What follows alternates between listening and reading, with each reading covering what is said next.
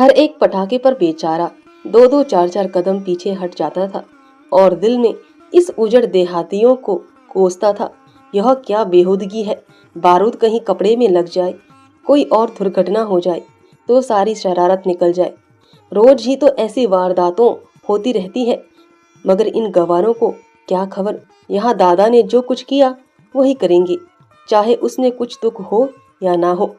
अचानक नजदीक से एक बम गोले छूटने की गगनभेदी आवाज हुई कि जैसे बिजली कड़की हो। गजेंद्र सिंह चौंक कर कोई 2 फीट ऊंचे उछल गए। अपनी जिंदगी में वह शायद कभी इतना ना कूदे थे। दिल धक धक करने लगा, गोया तोप के निशाने के सामने खड़े हों। फौरन दोनों कान उंगलियों से बंद कर लिए और 10 कदम पीछे हट गए। चुन्नू ने कहा, जीजा जी आप क्या छोड़ेंगे? क्या लाऊं? मुन्नू बोला, हवाइयाँ छोड़िए जीजा जी, बहुत अच्छी हैं, आसमान में निकल जाती हैं। चुन्नू, हवाइयाँ बच्चे छोड़ते हैं कि यह छोड़ेंगे? आप बम गोला छोड़िए भाई साहब। गजेंद्र, भाई मुझे इन चीजों का शौक नहीं। मुझे तो ताज्जुब हो रहा है, बूढ़े भी कितनी दिलचस्पी से आतिशबाजी छुड़ा रहे हैं।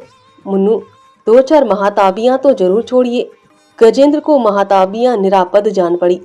उनकी लाल हरी सुनहरी चमक के सामने उनके गोरे चेहरे और खूबसूरत बालों और रेशमी कुर्ते की मोहकता कितनी बढ़ जाएगी। कोई खतरे की बात भी नहीं, मजे से हाथ में लिए खड़े हैं।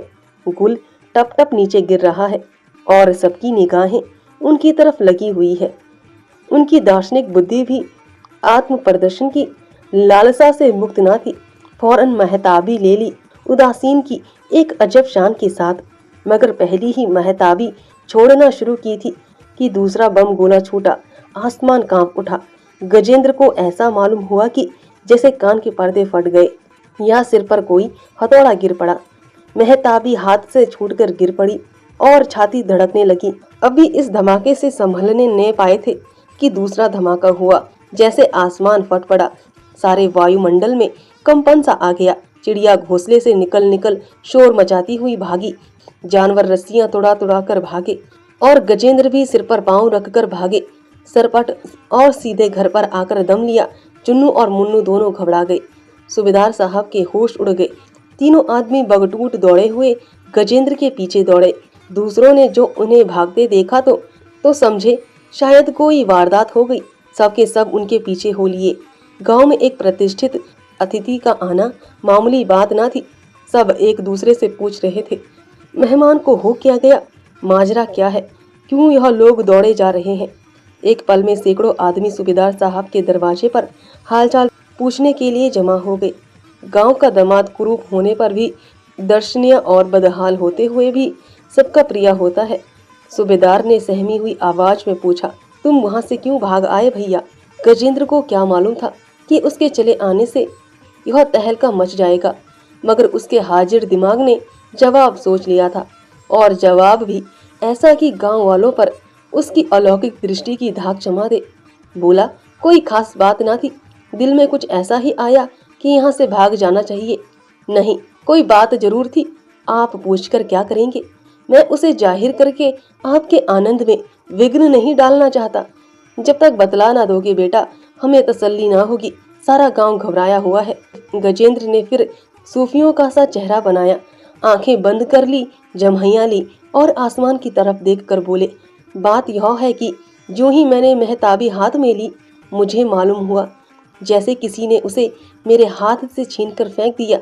मैंने कभी आतिशबाजियां नहीं छोड़ी, हमेशा उनको बुरा भला कहता रहा हूँ। आज मैंने वह काम किया जो मेरी अंतर आत्मा के खिलाफ था। बस गजब ही तो हो गया। मुझे ऐसा मालूम हुआ जैसे मेरी आत्मा मुझे धिक्कार रही है। शर्म से मेरी गर्दन झुक गई और मैं इसी हालत में वहां से भागा। अब आप लोग मुझे माफ करें, मैं आपके जश्न में शरीक ना हो सकूंगा। सूबेदार साहब ने इस तरह गर्दन हिलाई कि जैसे उनके सिवा वहां कोई इस आध्यात्मा का रहस्य नहीं समझ सकता। उनकी आंखें कह रही थी, आती है। तुम लोगों की समझ में यह बातें तुम भला क्या समझोगे, हम भी कुछ ही कुछ समझते हैं। होली तो नियत समय जलाई गई थी, मगर आतिशबाजियां नदी में डाल दी गई। शरीर लड़कों ने कुछ इसलिए छिपा कर रख ली कि गजेंद्र चले जाएंगे तो मजे से छुड़ाएंगे। श्यामा दुलारी ने एकांत में कहा, तुम तो वहां से खूब भागो। गजेंद्र अकड़कर बोले। भागता क्यों? भागने की तो कोई बात ना थी। मेरी तो जान निकल गई कि ना मालूम क्या हो गया। तुम्हारे ही साथ मैं दौड़ आई। टोकरी भर आतिशबाजी पानी में फेंक दी गई। यह तो रुपये को आग में फूंकना है। होली में भी ना छोड़े तो कब छोड़े? त्योहार इसलिए तो आते हैं। त्योहार में गाओ बजाओ, अच्छी अच्छी चीजें पकाओ, खाओ खैरात करो, या दोस्तों से मिलो, सबसे मोहब्बत से पेश आओ, या दोस्तों से मिलो। बारूद उड़ने का नाम त्योहार नहीं है। रात को 12 बज गए थे। किसी ने दरवाजे पर धक्का मारा। गजेंद्र ने चौंक कर पूछा, यह धक्का किसने मारा? श्याम ने लापरवाही से कहा, बिल्ली बिल्ली होगी। कई आदमियों के फट फट करने की आवाजें आई। फिर किवाड़ पर धक्का पड़ा। गजेंद्र को कपकपी छूट गई। लालटेन लेकर दराज से झांका तो चेहरे का रंग उड़ गया। 4-5 आदमी कुर्ते पहने, पगड़ियां बांधे, दाढ़ियां लगाए, कंधे पर बंदूक रखे, किवाड़ को तोड़ डालने की जबरदस्त कोशिश में लगे हुए थे। गजेंद्र कान लगाकर बातें सुनने लगा। दोनों सो गए हैं। किवाड़ तोड़ डालो, माल अलमारी में है। अगर दोनों जाग गए, औरत क्या कर सकती है? मर्द को चरपाई से बांध देंगे। सुनते हैं गजेंद्र सिंह कोई बड़ा पहलवान है। कैसा ही पहलवान हो, 4 हथियारबंद आदमियों के सामने क्या कर सकता है? गजेंद्र के काटो तो बदन में खून नहीं। यह श्याम दुलारी से बोले, यह डाकू मालूम होते हैं।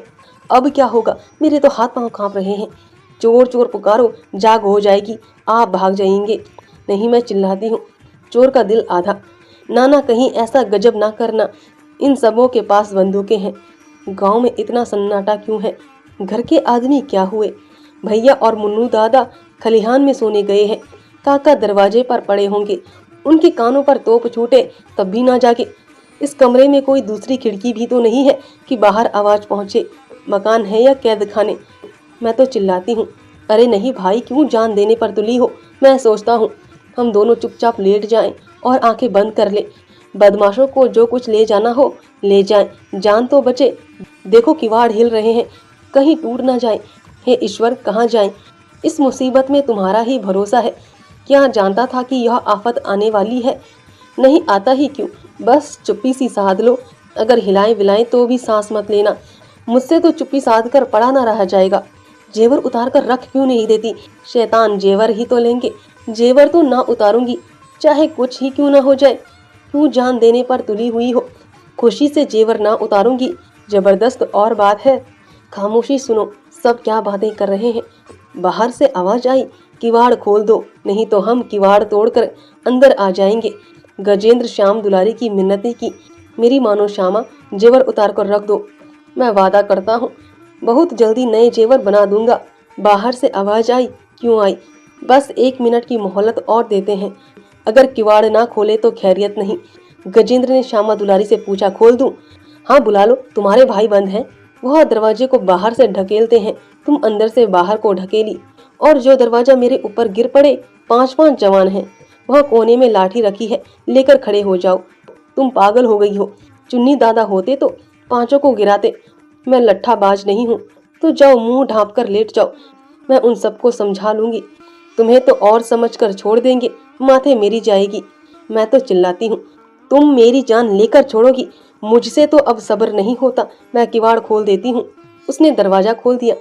5 चोर में भड़ भड़ कर घुस आए। एक ने अपने साथी से कहा, मैं इस लौंडे को पकड़े हुए हूँ, तुम औरत के सारे गहने उतार लो। दूसरा बोला, इसने तो आंखें बंद कर ली है। और तुम आंखें क्यों नहीं खोलती जी? तीसरा, यार औरत तो हसीन है। चौथा, सुनती है ओ मेहरिया, जेवर दे दे, नहीं गला घोट दूंगा।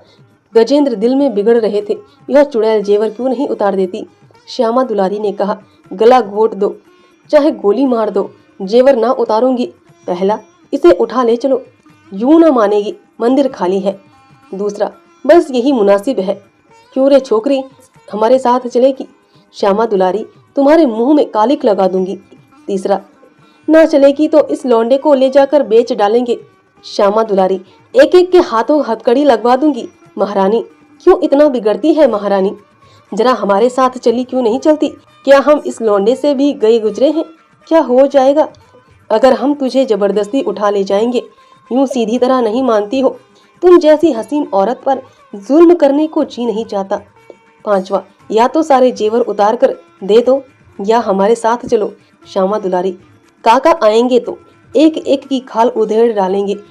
पहला, यह यूं न माने कि इस लौंडे को उठा ले चलो, तब आप ही पैरों पड़ेगी। दो आदमियों ने एक चादर से गजेंद्र के हाथ पांव बांधे। गजेंद्र मुर्दे की तरह पड़े थे, सांस तक न आती थी।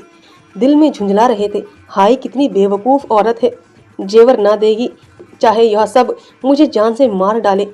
अच्छा जिंदा बचूंगा तो देखूंगा, तब तक तो पूछ नहीं। डाकुओं ने गजेंद्र को उठा लिया और लेकर आंगन में जा पहुंचे तो श्यामा दुलारी दरवाजे पर खड़ी होकर बोली, इन्हें छोड़ दो, मैं तुम्हारे साथ चलने को तैयार हूँ। पहला, पहले ही क्यों न राजी हो गई, चलेगी ना? श्यामा दुलारी, चलूंगी, श्यामा दुलारी कहती तो हूँ। तीसरा, अच्छा तो चल, हम इसे छोड़ देते हैं। दोनों चारों ने गजेंद्र को लाकर चरपाई पर लिटा दिया और श्यामा दुलारी को लेकर चल दिए। कमरे में सन्नाटा छा गया। गजेंद्र ने डरते डरते आंखें खोली, कोई नजर न आया। उठाकर दरवाजे से झांका, सहन में भी कोई ना था। तीर की तरह निकलकर सदर दरवाजे पर आई, लेकिन बाहर निकलने का हौसला ना हुआ। चाहा कि सूबेदार साहब को जगाए, मुंह से आवाज ना निकली। उसी वक्त कह कहे की आवाज आई। 5 औरतें चूहल करती हुई श्याम दुलारी के कमरे में आई। गजेंद्र का वहां पता न था। एक, कहाँ चले गए? श्यामा दुलारी, बाहर चले गए होंगे। दूसरी, बहुत शर्मिंदा होंगे। तीसरी, डर के मारे उनकी सांस तक बंद हो गई थी। गजेंद्र ने बोलचाल सुनी तो जान में जान आई, समझी शायद घर में जाग हो गई। लपक कर कमरे के दरवाजे पर आए और बोले, जरा देखिए श्यामा कहाँ है, मेरी तो नींद ही ना खुली, जल्द किसी को दौड़ाएं। एकाएक उन्हीं औरतों के बीच में श्यामा को खड़े हंसते देखकर हैरत में आ गए। 5 सहेलियों ने हंसना और तालियां पीटना शुरू कर दिया। एक ने कहा, वाह जीजा जी, देख ली आपकी बहादुरी। श्यामा दुलारी, तुम सबकी सब शैतानी हो। तीसरी, बीवी तो चारों के साथ चली गई और आपने सांस तक ना ली। गजेंद्र समझ गए बड़ा धोखा खाया, मगर जवान के शेर फौरन बिगड़ी बात बना ली। बोले तो क्या करता, तुम्हारा स्वांग बिगाड़ देता। मैं भी इसी तमाशे का मजा ले रहा था। अगर सभी को पकड़कर मूछें उखाड़ लेता तो तुम कितना शर्मिंदा होती। मैं इतना बेरहम नहीं हूँ। सबकी गजेंद्र का मुंह देखती रह गई वारदात से। धन्यवाद दोस्तों, आशा है आपको यह कहानी पसंद आई हो।